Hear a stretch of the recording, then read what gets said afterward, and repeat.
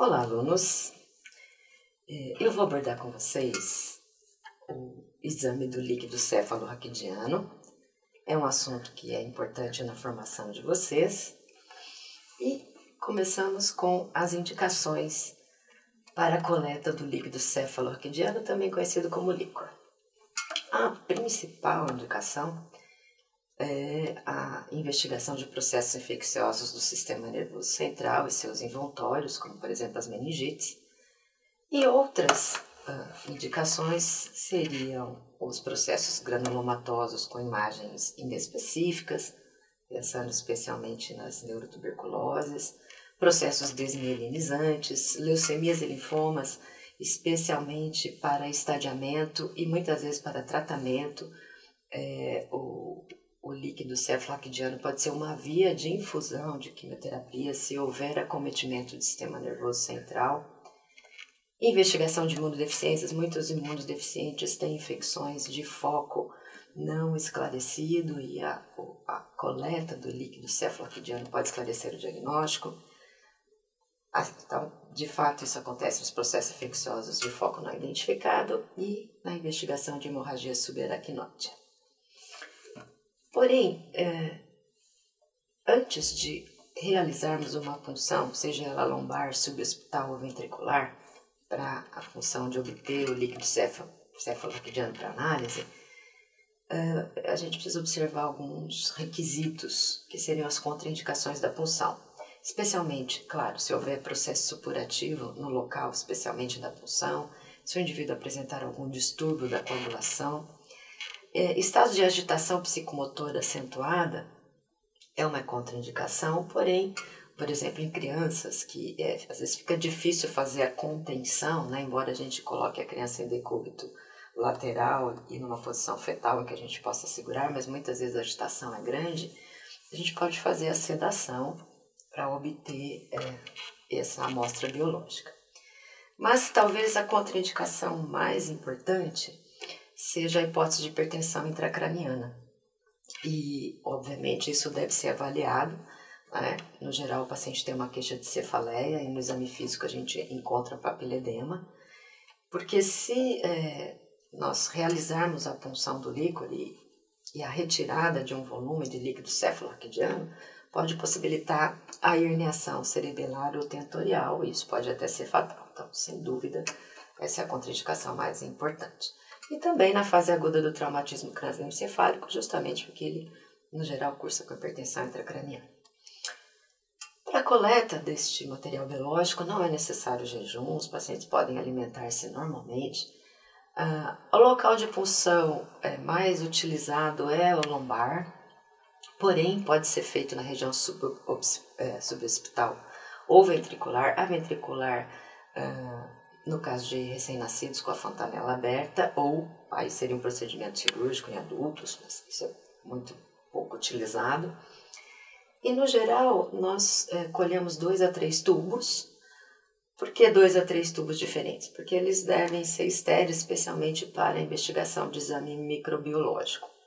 E o ideal é que a gente colha também um tubo de sangue simultâneo à coleta de líquido, especialmente para avaliação da glicose, uma vez que a glicorraquia, então lembrando vocês que o sangue mia, glicemia, e o líquido cefalorraquidiano raquia, então a glicorraquia é uma fração da glicemia, 2/3 da glicose sanguínea estaria presente no líquido.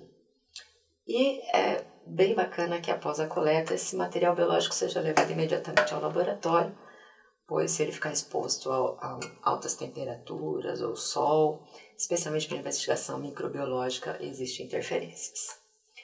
Quando vocês forem fazer o pedido do líquido cefalorraquidiano, ou seja, a solicitação, é bacana que vocês já tenham em mente o que vocês estão querendo investigar, para que na solicitação seja explícito quais são os parâmetros desejados.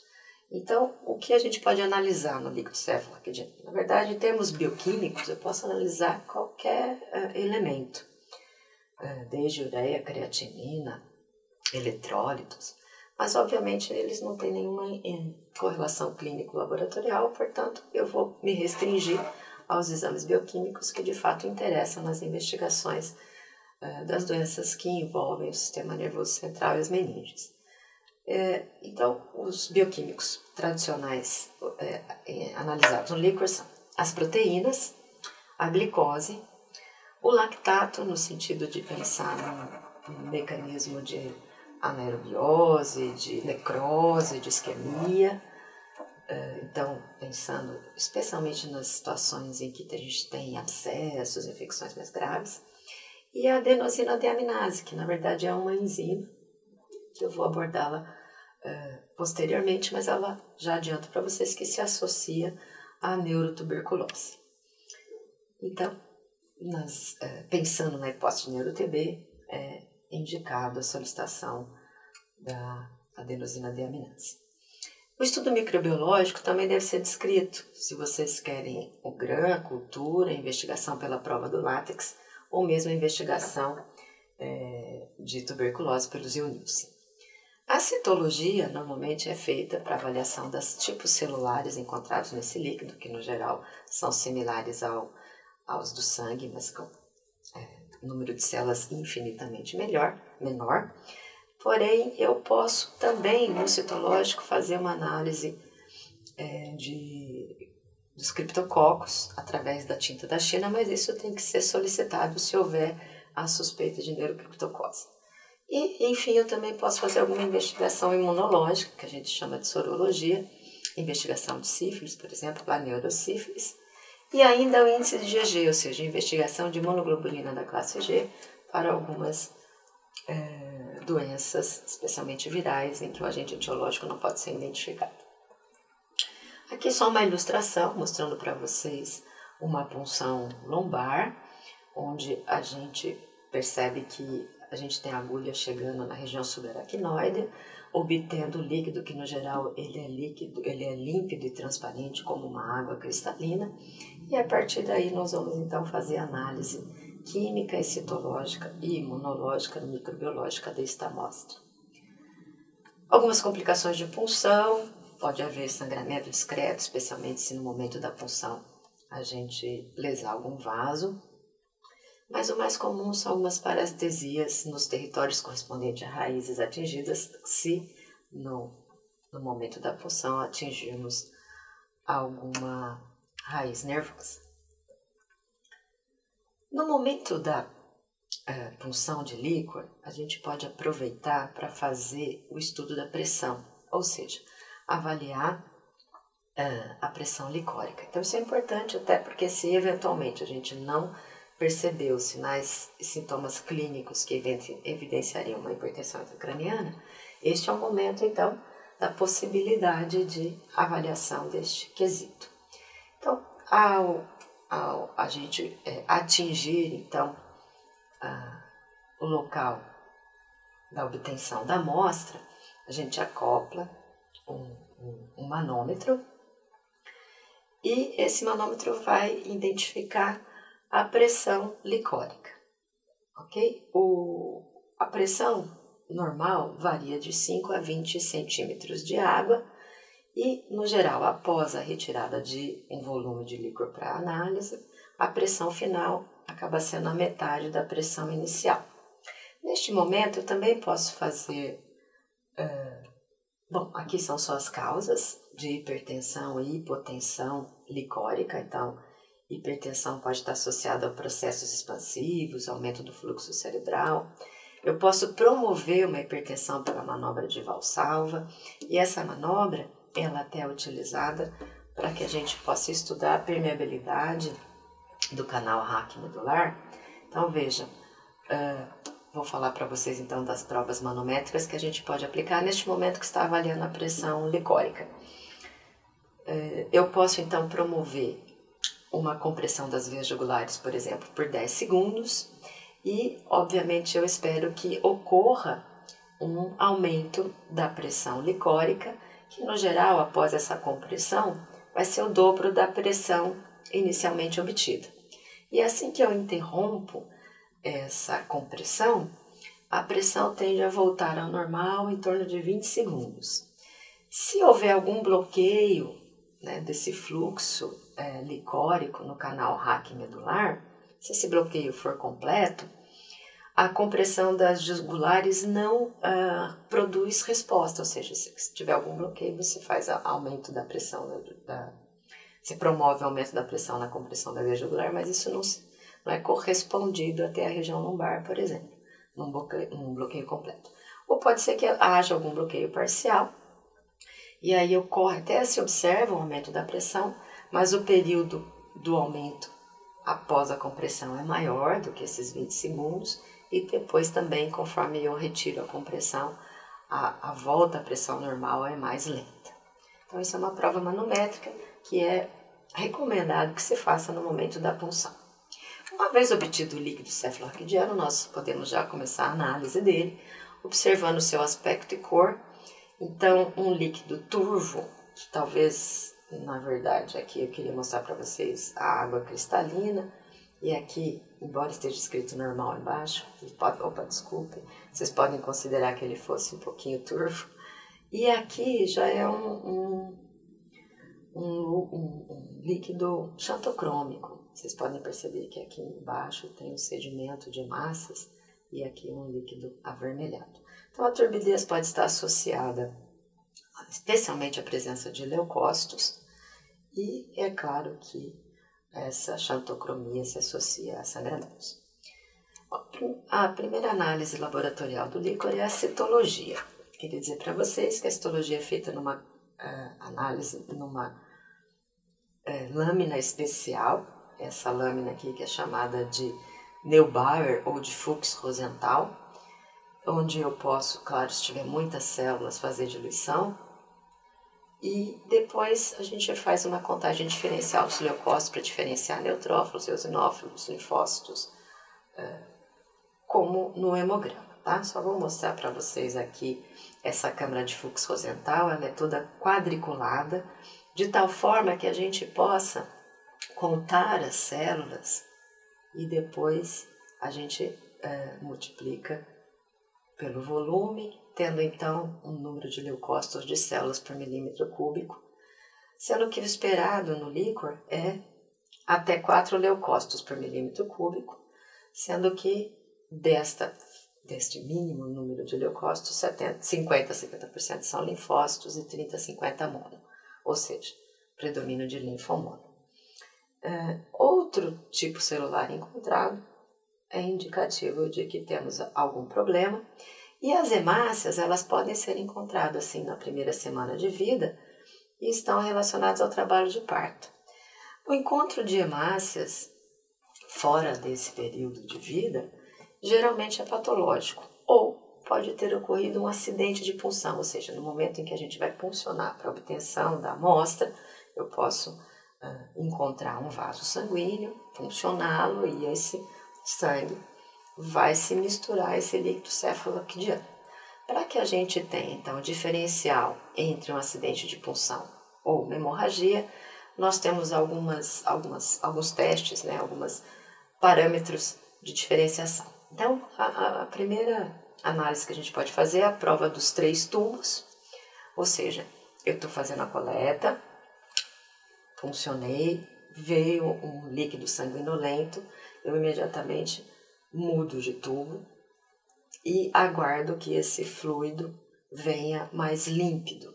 Então, no geral, a prova dos 3 tubos, quando tende a clarear, ou seja, ficar límpido, conforme eu vou mudando o tubo, ou seja, conforme a drenagem, isso fala muito a favor de acidente de punção. Tá? Agora, se mantém-se hemorrágico, muito mais provavelmente uma hemorragia do sistema nervoso central. Depois, no laboratório, eu posso também verificar através da centrifugação desse líquido se ele fica com sobrenadante límpido, as hemácias se sedimentaram e o sobrenadante é límpido, isso indica um acidente de punção, ou seja, as hemácias estão íntegras, se sedimentaram e o sobrenadante fica límpido. Porém, se ficar um sobrenadante xantocrômico, avermelhado, isso indica hemácias mais antigas e uma provável hemorragia. E por fim, na hora de olhar a citologia mesmo, as hemácias íntegras são hemácias entradas em contato com o líquido e hemácias degeneradas ou mesmo degradadas elas estão associadas a um sangramento mais antigo. Ok. Além de verificar as hemácias, nós também vamos verificar os leucócitos. O aumento do número de leucócitos no líquido cefalorraquidiano é denominado de pleocitose. E o seu significado clínico é a vigência de um processo inflamatório. Porém, de acordo com o tipo encontrado e a predominância do tipo celular, nós podemos supor, né, o tempo de evolução dessa doença ou mesmo algum agente ou grupo de agentes causais. Porém, claro, só a análise da citologia do líquor não é suficiente para a gente fechar um diagnóstico. Por exemplo, se eu tiver na citologia do líquor o predomínio de polimorfonucleares neutrófilos, isso habitualmente está relacionado a meningites bacterianas. Enquanto que, por exemplo, um predomínio de eosinófilos se associa já a processos parasitários, como neurocisticercose ou mesmo neuroesquistossomose. Então, de acordo com o predomínio dessas células, nós podemos ter algumas etiologias das doenças do sistema nervoso central e das meninges. Por exemplo, o predomínio de linfócitos geralmente se associa a meningite viral, porém a meningite bacteriana, na fase inicial ou parcialmente tratada, pode ter predomínio de linfócitos. A meningite tuberculósica e fúngica também vai ter predomínio de linfócitos. E as doenças degenerativas, especialmente a esclerose múltipla ou a síndrome de Guillain-Barré, também se associam ao predomínio de linfócitos. Já os neutrófilos, claro, mais associados a meningites bacterianas, porém a fase inicial de meningoencefalite viral, fúngica ou tuberculosa, podem também ter predomínio de neutrófilos. Então vejam que não tem uma regra que a gente possa seguir. Abscessos cerebrais sempre têm um predomínio gigante e são o maior número de leucócitos, de neutrófilos observados no líquor, traumas, infarto ou mesmo tumor. Monócitos mais na meningite tuberculósica ou numa meningite crônica. E o eosino, como a gente já falou, em infecções parasitárias, fúngicas ou mesmo reação a materiais estranhos do sistema nervoso central, como os shunts. A gente vê muito eosinófilo, pacientes que têm válvulas ventriculares, por exemplo. Além do estudo citológico, nós podemos fazer o estudo bioquímico do líquor. Basicamente, nós avaliamos as proteínas, a glicose, o lactato e a adenosina deaminase. Com relação às proteínas, 80% das proteínas presentes no líquido são transsudatos do plasma e 20% são sintetizados no próprio sistema nervoso central. E quando que eu vou observar aumento da proteinorraquia? Na verdade, por dois mecanismos ou ambos. Primeiro, por passagem proporcional através da barreira hematoencefálica num paciente que apresenta hiperproteinemia, ok? Então, essa proteína licórica, na verdade, é só um reflexo da hiperproteinemia. Depois, por transsudação anormal de proteínas séricas devido à ruptura da barreira, ou seja, se eu tiver algum processo inflamatório, essas células endoteliais ligadas aos capilares, né, da barreira hematoencefálica, vão ter uma permeabilidade alterada, isso a gente chama de ruptura da barreira hematoencefálica, ou a imaturidade da barreira nos recém-nascidos. E ainda posso ter a produção intratecal de imunoglobulinas, que obviamente produz um aumento de proteínas totais, e pela combinação de ambos os fatores, ou seja, transsudação anormal por ruptura de barreira e produção intratecal são os dois fatores que comumente estão associados à hiperproteinorraquia. Então, na verdade, as alterações do perfil proteico estão relacionadas ou ao comprometimento da barreira ou à síntese intratecal de imunoglobulinas ou ambos. Queria dizer para vocês que a quantidade, a concentração de proteína no líquor varia de acordo com a idade, sendo que ela é maior justamente pela imaturidade da barreira hematoencefálica nos recém-nascidos, e conforme o indivíduo vai ficando mais adulto, ela chega a 40 miligramas por decilitro. Ok? Então, a partir do 6º mês de vida, o valor é esse.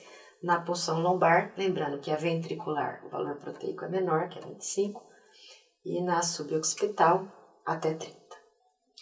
E esclarecendo que a 50% da concentração proteica no líquor é de albumina, tá?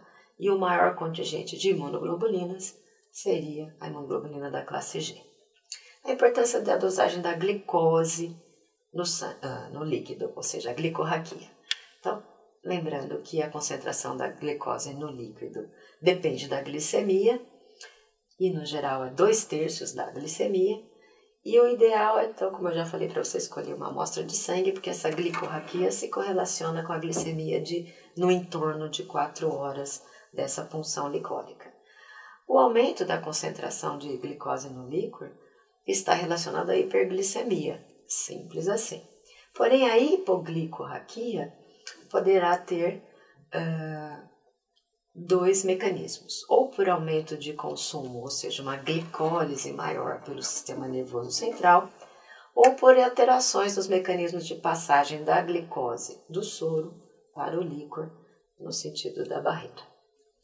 Então, onde observamos hipoglicorraquia? Na meningite bacteriana. E qual é o mecanismo envolvido com essa hipoglicorraquia? Glicólise, que ocorre pela intensa atividade das células polimorfo-nucleares, ou seja, do processo inflamatório vigente no sistema nervoso central.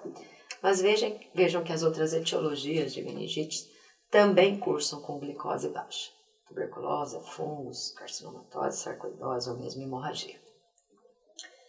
E outra parte bioquímica do líquido que nós podemos analisar é a atividade enzimática da desidrogenase lática, que seria o DHL, ou mesmo a TGO, transaminase glutâmica oxalacética.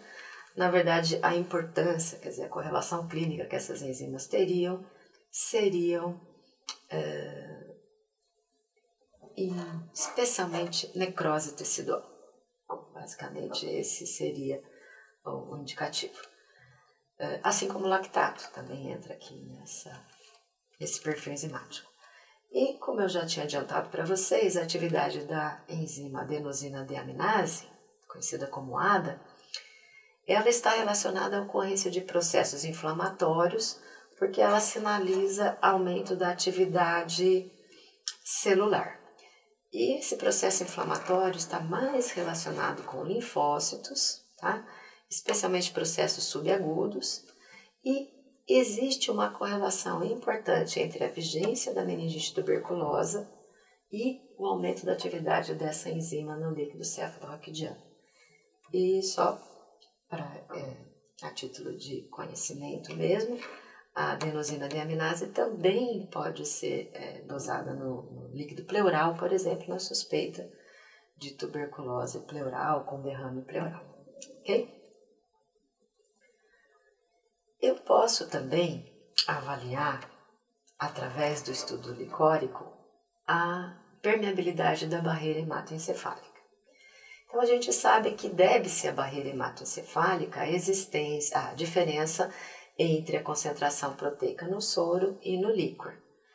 E a avaliação da integridade da barreira é fundamental para a gente determinar a origem das proteínas, ou seja, se as proteínas presentes no líquor, elas atravessaram passivamente uma barreira lesada por alguma doença, ou se elas foram sintetizadas no sistema nervoso central. O sistema nervoso central não produz, em estado normal, imunoglobulinas.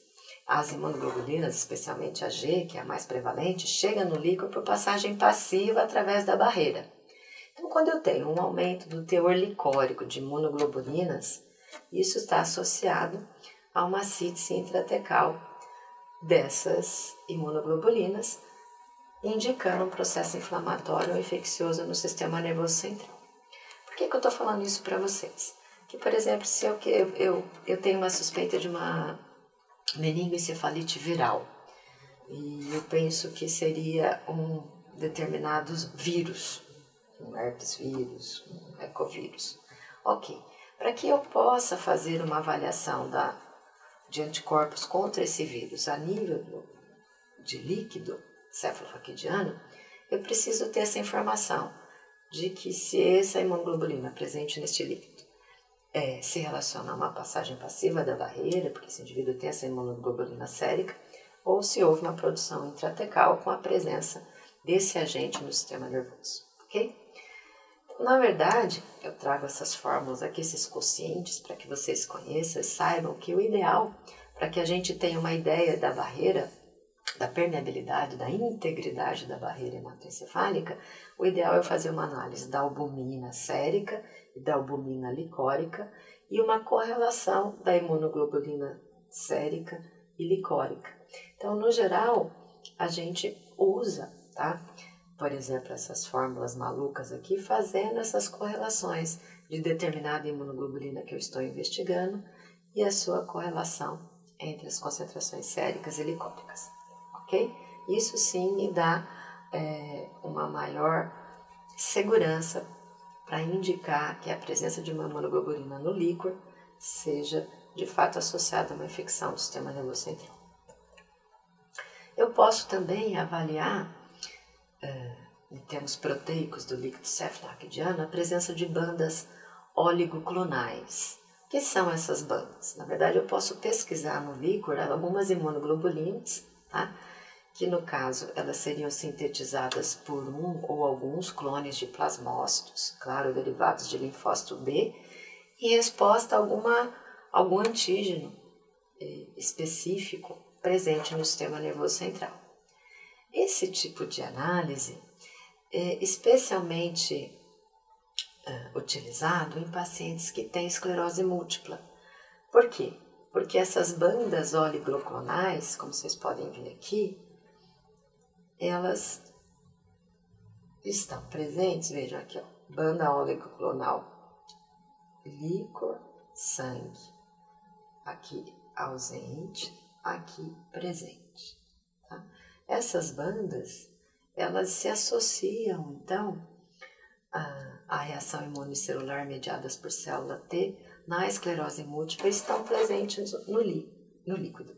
Claro que não é um indício exclusivo, mas é um parâmetro muito utilizado no auxílio diagnóstico da esclerose múltipla. Ok, vamos falar agora das doenças mais prevalentes em que a gente investiga o líquido cefalorraquidiano, especialmente as meningites bacterianas agudas.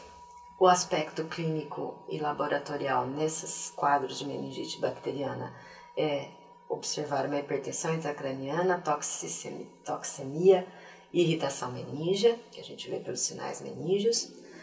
O líquido vai ter um aspecto turvo, tem um aumento do número de células e o predomínio é às custas de neutrófilos. A proteína está alta e a glicose está diminuída.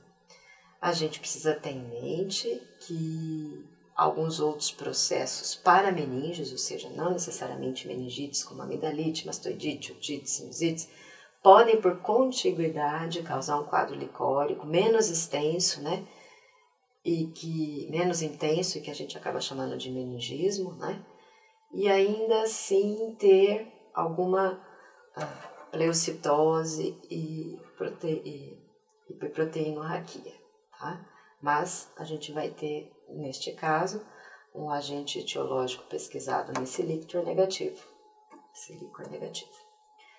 Ok, os agentes etiológicos para serem investigados no líquido, nós podemos utilizar o método de Gram para um exame bacterioscópico direto. Então a gente observa a coloração de Gram, né, para o streptococo, que são os Gram positivos, ou para Neisseria, que são os diplococos Gram negativos, ou enfim.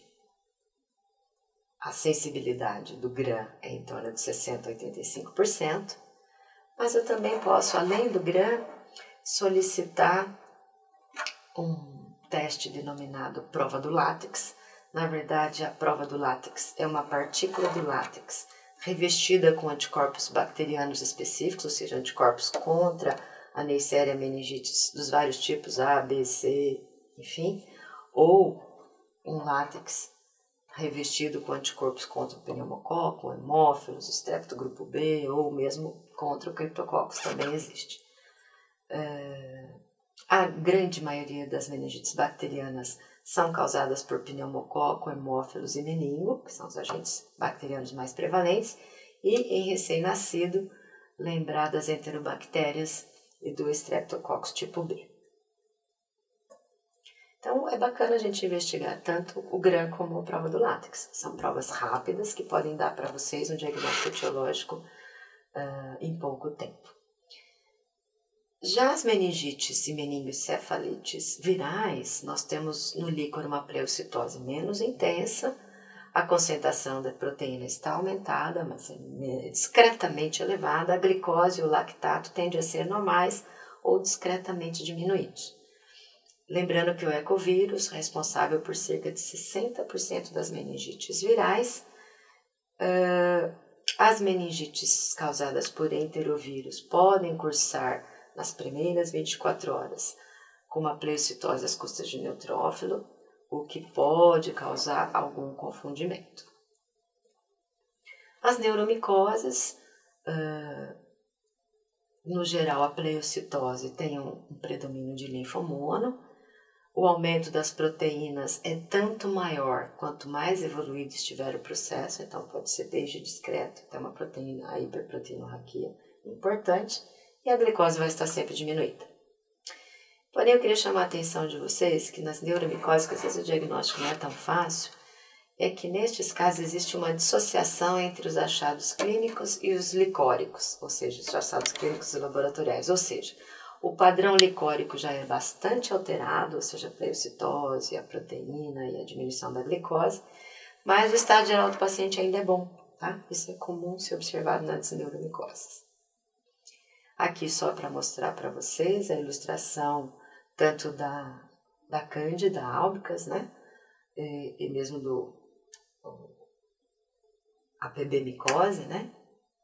E talvez a neuromicose mais comum, que é o Cryptococcus neoformans, e a gente pode observar pela tinta da China a presença desse agente no líquor. É um exame muito simples, é só colocar uma gotinha de tinta nanquim no líquor e olhar no microscópio, porque pela característica desse agente etiológico, ele não se cora pelo nanquim e fica evidente a sua presença. A neuro-TB, o líquido aparece com aumento das células, proteína alta, glicose baixa e aumento da atividade enzimática da adenosina deaminase, como eu falei para vocês, no líquido. O ideal é, para a neuro-TB, sempre fazer a cultura e pode ser investigado com a biologia molecular. Por fim, a neurosífilis, que infelizmente é uma doença prevalente, o líquor também apresenta pleocitose, hiperproteinorraquia com hipergamaglobulinemia, com presenças de bandas oligoclonais também. Mas aqui na neurosífilis eu tenho um plus de investigação, que é a investigação imunológica, para detectar anticorpos contra o treponema pálido. E os testes mais utilizados são o VDRL, que é o teste não treponêmico, né? Que é inespecífico, mas também tem testes treponêmicos como o FTA-ABS e um teste ELISA para investigação direta de anticorpos contra o treponema. E o que eu queria chamar a atenção de vocês é que a presença de uma reação de VDRL reagente, ou seja, positiva, em qualquer título no líquido cefalorraquidiano, é considerado como diagnóstico da neurosífilis, que é um exame usado como screening. E, obviamente, depois tem a investigação com FTA ou ELISA, que são testes específicos treponêmicos. E também quero lembrá-los que o paciente com neurosífilis, após um tratamento específico, eles podem apresentar persistências das reações de VDRL e ELISA por meses ou até anos, sem significado clínico, ok? Então, precisa se checar se esse paciente que tem um VD positivo no líquido já foi tratado, e a presença do VD não significa a necessidade de retratamento, porque ele fica mesmo positivo por alguns anos. Em termos de neoplasias, claro, o líquido cefalorraquidiano também pode ser investigado na procura de células neoplásicas, especialmente quando tem infiltração do sistema nervoso central, nas leucemias, nos linfomas. A gente faz, então, uma lâmina, buscando, né, as características de células neoplásicas, e a gente precisa sempre fazer uma citocentrifugação da amostra para se concentrar as células, porque de fato vão ser poucas células neoplásicas circulantes, ok? Meus caros, era isso que eu queria passar para vocês. Agradeço a atenção. Um abraço a todos.